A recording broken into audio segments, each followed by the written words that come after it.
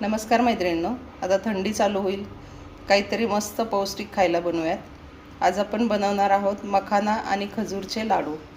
याच्यामध्ये आपण गोडासाठी साखर किंवा गूळ अजिबात वापरणार नाही आहोत, त्याच्यामुळे हे डाएटसाठी सुद्धा खूप छान आहेत. चला तर मग बघूयात आता मखाना आणि खजूरचे लाडू. इथे मी गॅसवरती पॅन ठेवलेला आहे, त्याच्यामध्ये आपण आता मखाने घालून मखाने थोडेसे भाजून घेऊयात.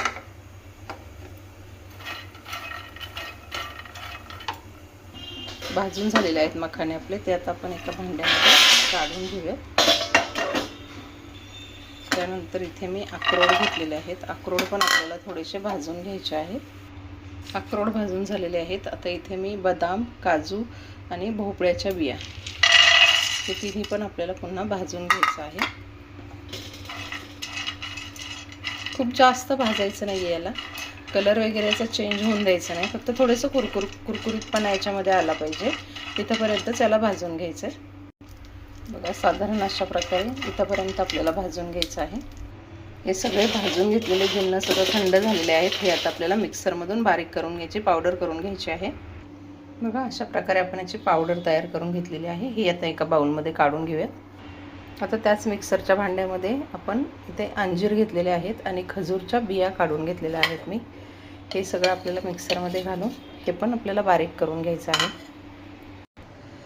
ही पावडर आपण काढून घेतलेली आहे. याच्यामध्ये आता मी खजूर आणि अंजीर मिक्सरमध्ये बारीक करून घेतलेले आहेत, ते घेत आहे. हे सगळं आपल्याला छान असं मिक्स करून घ्यायचं आहे.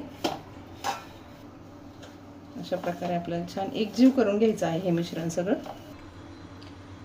मिश्रण आपलं आता बऱ्यापैकी मिक्स झालेलं आहे. ह्या स्टेजला आपण याच्यामध्ये वेलदोडा पूड ॲड करणार आहोत आणि पुन्हा एकदा त्याला आपण चांगलं मिक्स करून घेणार आहोत.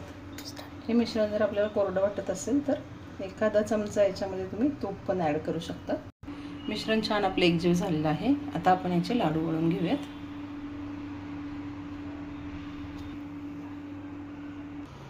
बघा मैत्रिणींनो, तयार आहेत आपले खजूर आणि मखाना याचे लाडू. नक्की करून बघा आणि माझ्या चॅनलला लाईक आणि सबस्क्राईब करायला विसरू नका.